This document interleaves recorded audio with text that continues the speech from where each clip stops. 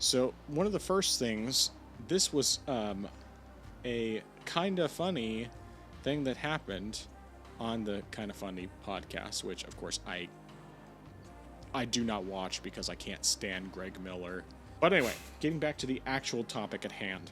So Shuhei Yoshida, former president at Sony, was interviewed by Greg Miller of Kind of Funny Games, and one of the things that Yoshida said, amongst multiple other things, was that one of the main reasons why Sony has been so focused heavily on both remasters of their games and PC ports is because they need the extra money to fund their first-party titles.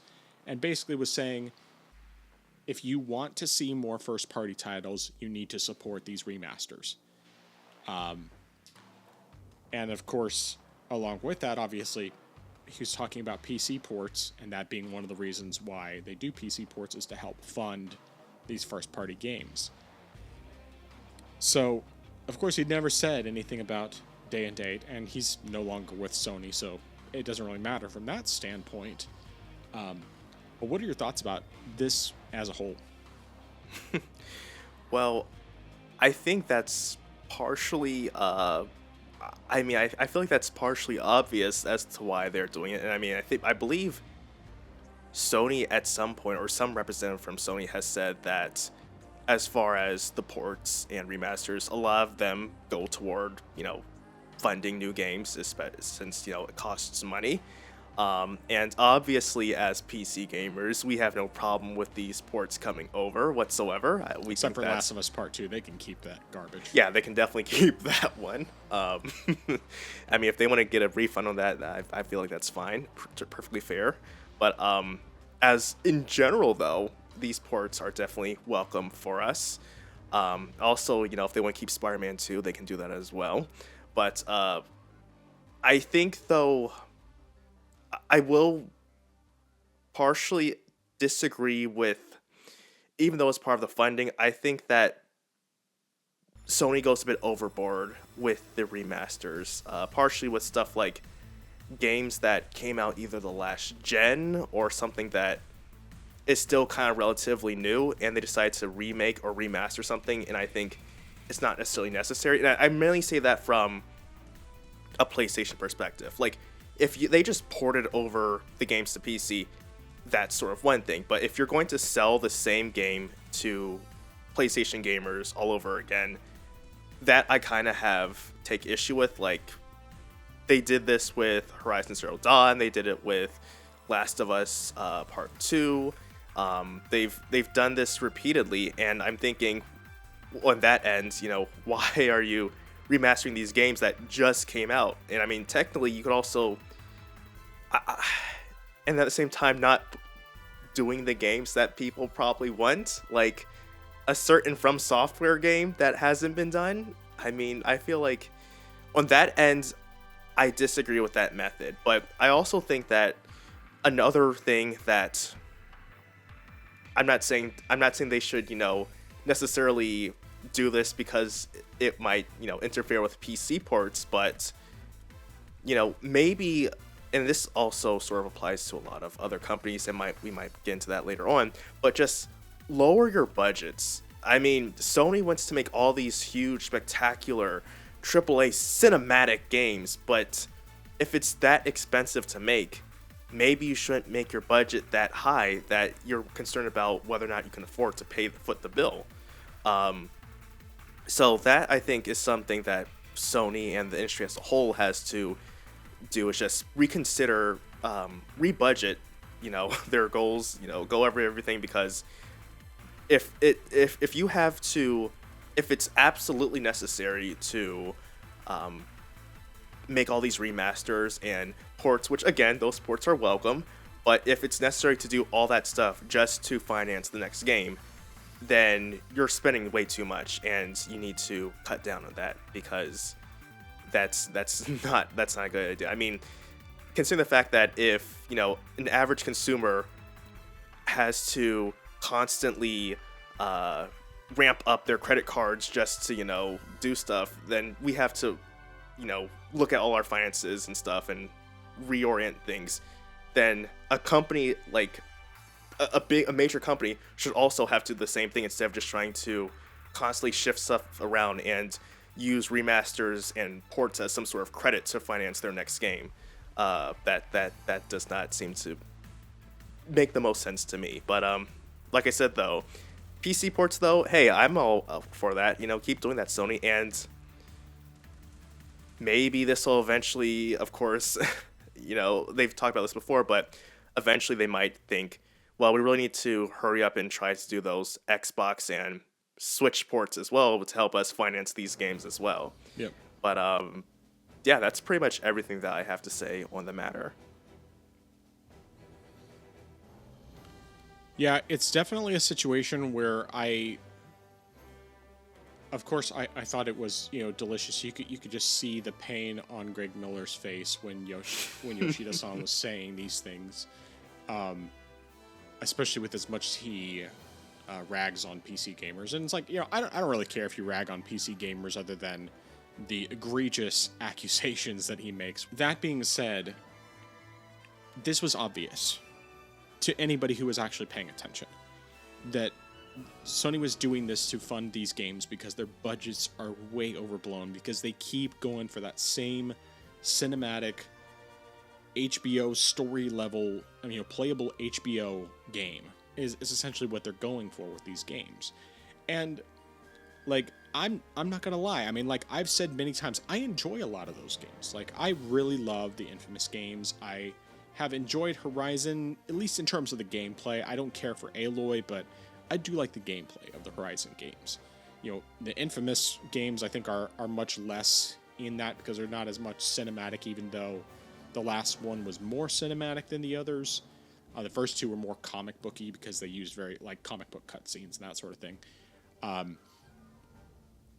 But it's just a situation where even though I enjoy a number of these games, I still think they need to get that variety back. They haven't had the variety in a long time, and the lack of variety is a big part of why it is that they're hurting right now.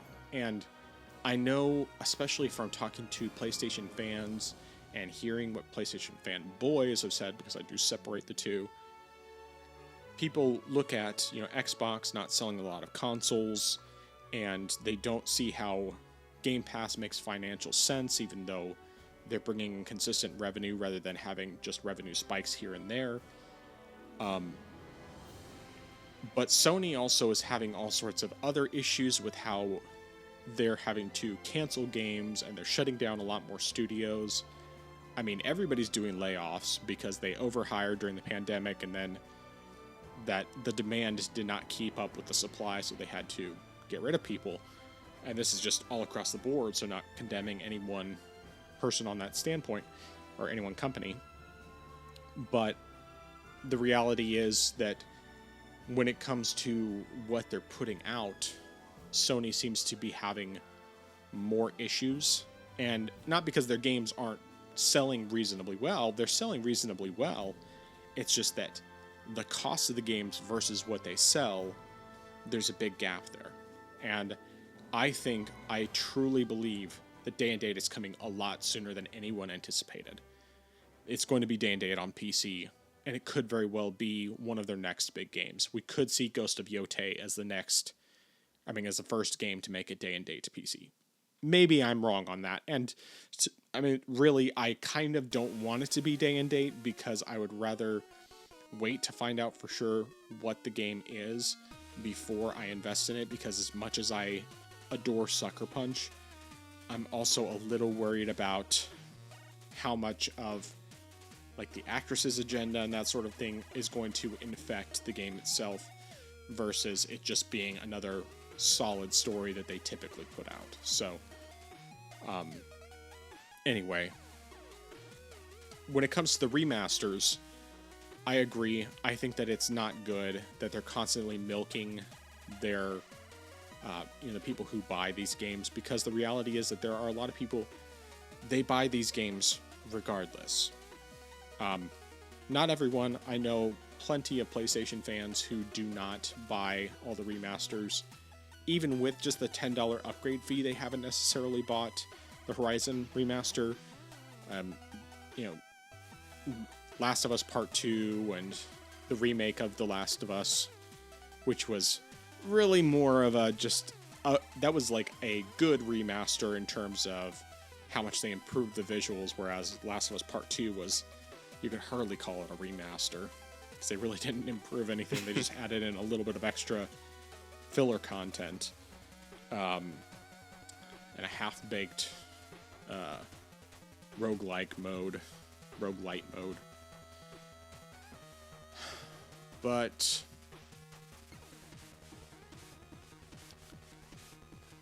I guess it's just, I see this as the writing has been on the wall for a while. This was going to happen. Day and date is coming. And I know that PlayStation fans, and especially fanboys, are not happy about that. They're in denial. They don't believe it's going to happen. I think it's coming sooner than I think. And I think that Sony's going to start putting more games on Nintendo as well. Lego Horizon Adventures was a test. And of course, obviously, it didn't do very well, but it didn't sell well on any of the platforms. It almost wouldn't surprise me if it actually sold better on Nintendo than it did on PlayStation. I doubt that's the case. More likely it sold the best on PlayStation, but it didn't sell well on PC. And even if it sold better on PlayStation than other platforms, it still didn't sell very well. And I think part of the problem with that, of course, besides when it came out, is the fact that I think people just don't like Aloy as a character. I mean, Sony is desperately trying to make Horizon games over and over, and while they're largely popular, they do sell pretty well.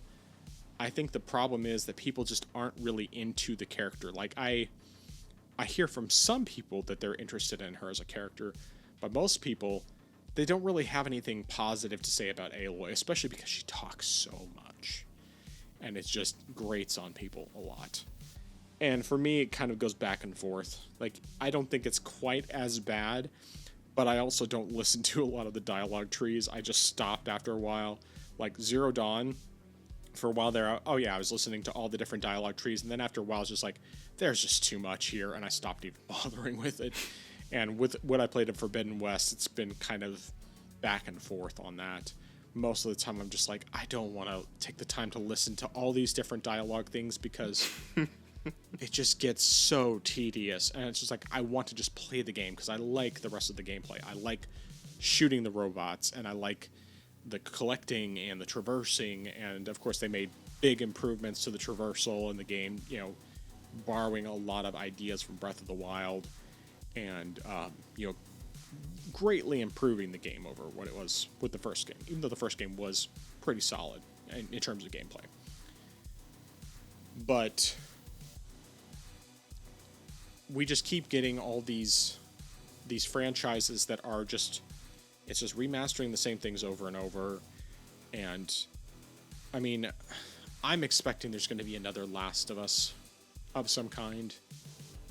In fact, I would guess probably after the Heretic: The Last Prophet, I think the name of the game is, the new Naughty Dog property, after that comes out, there's going to be a Last of Us Part 3. I'd say it's almost guaranteed. Naughty Dog is never going to do anything else again. Well, we could see an Uncharted 1 remake, but the Uncharted 1 remake would probably be done by somebody else. Funny thing is, I'm thinking about it, and Uncharted, like the multiplayer especially for I think 2 and 3, people had a lot of positive things to say about those. Like, they really liked the multiplayer, and that's something that would potentially work as a live service game, but they're not going to do that. And I mean, the fact that they got rid of factions, the Last of Us factions, that people really loved, just says all we need. And we'll get more into other canceled live service games, but I don't know. I know I'm all over the place with this, but to try to sum up my thoughts, I think that remasters, remastering games over and over, and Sony basically saying that if you want more games, you have to buy these remasters. I think that's stupid. I think the remaster should always just be optional, completely optional. And I mean, even though it technically is, they shouldn't require people buy remasters in order to be able to get new games. And the PC games are going to keep coming.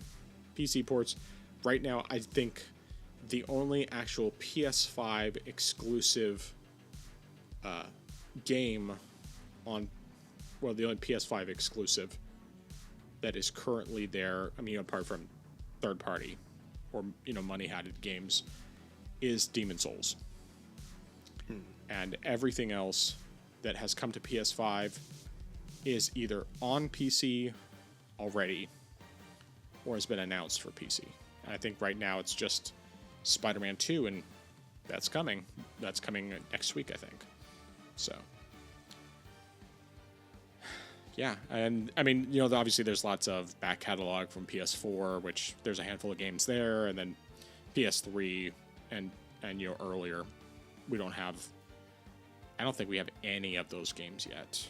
I mean, I guess technically a couple of the games we have were PS4s, but we have the remastered versions that came to PS5 that were ported over. I think Horizon Zero Dawn and Days Gone are the only two that were specifically PS4 games that came to PC.